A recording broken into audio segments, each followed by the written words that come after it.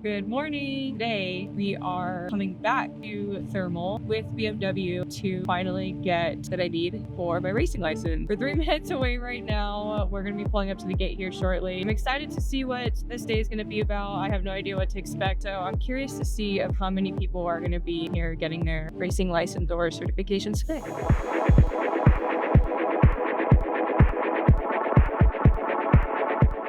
I gotta pee. No. Time to get your coffee? Yeah.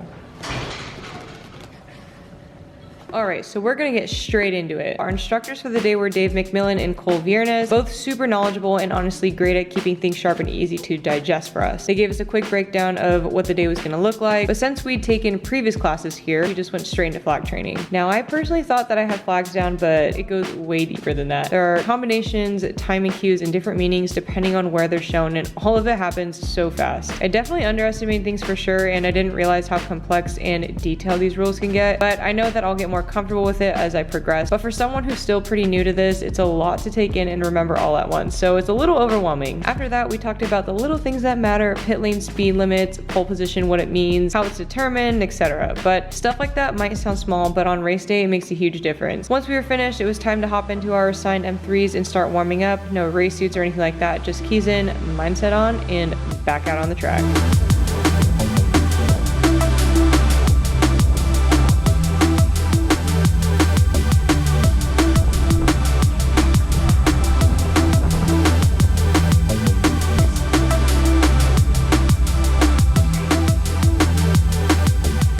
What's up, bro? Tired, bro? I'm very tired. I feel like I'm a lot more quiet than the last time I was out here. But there's also less people. There's only 3 of us. These guys are fast. For sure, very fast. I don't know, I feel like I came out on the 3rd day feeling a little bit different. I feel like I'm not really 100% here, but doing the best I can to revise my line, focus on other skills that I need to be better on. We just finished the passing drill with cones, and now they're gonna take away the cones. We're gonna do the exact same drill, and then we have to do flag, and then we'll be able to do like open passing and just like have the track to ourselves. That'll be pretty fun.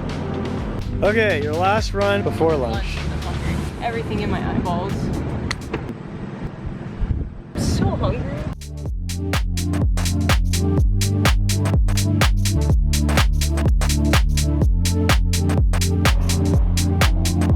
After warming up, we moved straight into passing drills, but this time no cones. Compared to what we were doing before, this definitely felt way more real. Without visual markers, it was all about judgment, timing, and trusting your instincts behind the wheel. We had to focus on creating safe passing zones, picking the right moments, and being super aware of who's around you. It's a different kind of challenge, less structure, more feel, which is exactly what racing's like in the real world.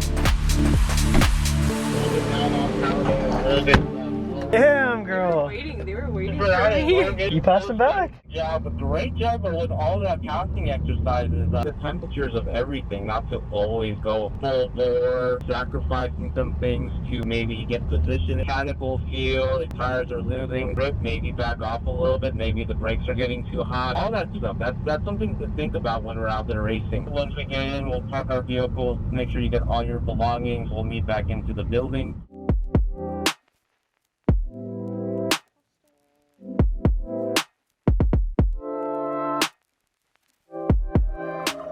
Alright, so sandwich lapping. If you've never heard of that, it's when you're on track between 2 instructors, one in the front, one behind, and you're the one being coached. The other 3 students were all waiting their turn in the very back to rotate in for coaching. Honestly, it's one of the best ways to learn. You're being coached from behind, watched from the front, and every move that you make is being analyzed in real time, which I thought was super cool. As we drove, they gave me tips on line choice, throttle control, where I was too early or too late, braking points, and what I could do to clean it all up, and you'll definitely be seeing it here in the next few clips. All right, Courtney, so when we get here, do your brake zone. There you go, on the brakes. Start turning softly, right about out. Start turning softly, I'll turn more and then more and one more. Now unwind that steering wheel and accelerate out to the right. That's gonna be a lot smoother transition for us lower speed U-turn or that is our speed. It's our soft turn in, then more and more and more. On that back section, what we're going to go through right now, I'm going to make a pass on you, and that way you can get a line. You can see me on my line. Just go ahead. I'm going to make the pass at the brake zone so we can practice that braking. Take the pass. So I'm holding that brake. Just hold that line. I'm in the inside right now.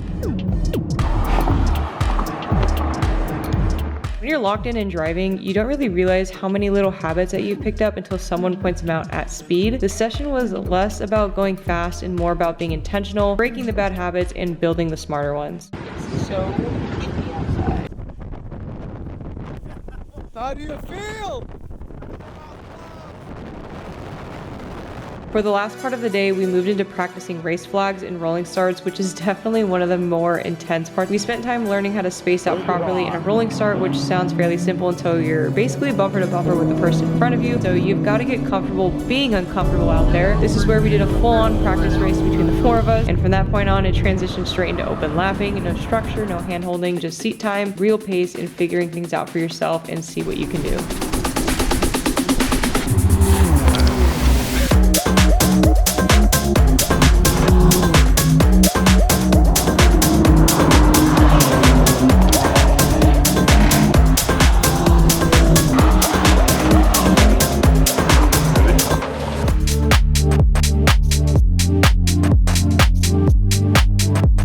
After all that driving, it was time for the written test, which is the final step before getting certified. To earn your SCCA license, you do have to pass this exam with a perfect score of 100%, but it's not just about the test. The instructors also have to truly believe that you're ready to move forward. It's the part where everything that you learned both on paper and behind the wheel has to come together.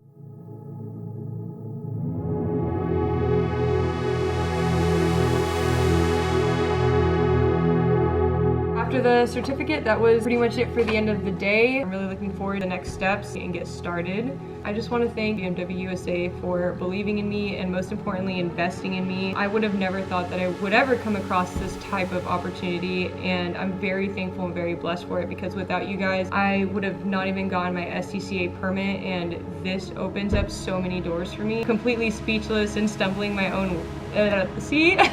stumbling over my own words. Time to get on out of here. Hopefully I can see the BMW Experience Center soon for maybe some GT4 car stuff. And yeah, let's get racing.